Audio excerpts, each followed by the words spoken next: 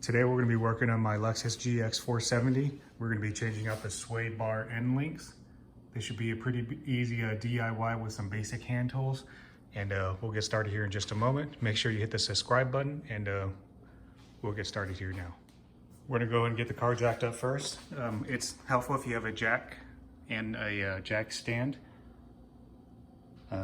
My jacking points I like to put on the little frame there in the middle. And I'm going to put my jack stand right next to it. I want to bring it up, leave a little bit of room so the tires are still in the ground so you can crack those lug nuts loose. I have mine jacked up right now. I'm going to go ahead and crack open the lug nuts and then I'm going to jack it all the way up.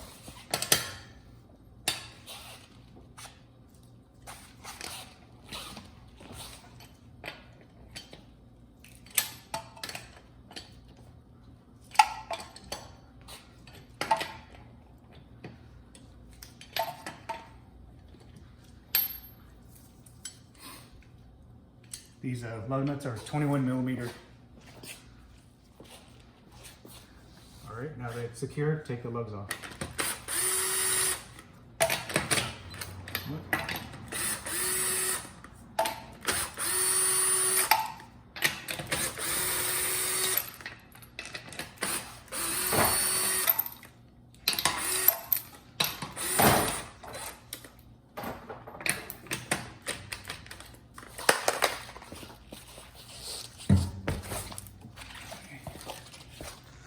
Right off to the side. So right here, this is going to be your sway bar end link. You'll notice that the boot on mine are cracked and there's grease coming through it. There's a better angle on this side. Yeah, it's cracked right wide open. So you're going to go ahead and get your jack. Get it set on the lower ball joint right here just to release some of the weight. You just jack it up softly and then we're gonna crack the nut right here open loose, and then same thing on this intersection here. I'm gonna go ahead and soak the nut a little bit right here with some PB Blaster. This nut, by the way, is a 17 millimeter bit. And then a little bit on the inner one. And just let it sit there for a few minutes and then we're gonna crack them loose. All right, so I gave it a few minutes for it to soak in. Now you're gonna wanna take your 17 millimeter bit with a 1/2 inch ratchet and crack it loose. I already cracked mine loose so I can film this for you guys. See? Reverse that all the way out. And then of course, same one for this inner one right here. Reverse that one out as well. Once you back off those two 17 millimeter bits, or nuts, I'm sorry, use your jack stand on the lower ball joint right here. Jack it up slowly, and then this will come right out. If you just try to hammer it out, you won't be able to because there's too much weight on it.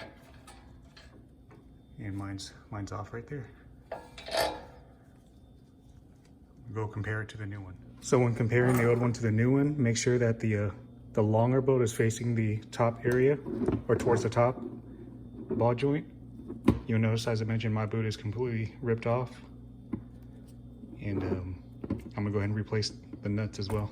I'm gonna go back over to the car and get this installed. Now is gonna be a good time to go ahead and get a crescent wrench. This one is 5/16, so we can hold this washer down here as we tighten the nut here on the other end. We're gonna snub it up to about 50 foot-pounds. Definitely check your owner's manual. I'm just gonna put mine at 50 foot-pounds though. Just a quick update. I'm actually not gonna use the nuts that came on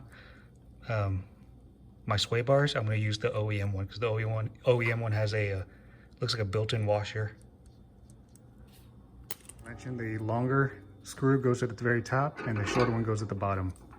Okay, I'm gonna release the tension a little bit from my jack so that the sway bar drops down. That way I can put this in. All right, I'm gonna go ahead and get this down to, as I mentioned, I'll put mine to 50 foot-pounds. Make sure you check your owner's manual.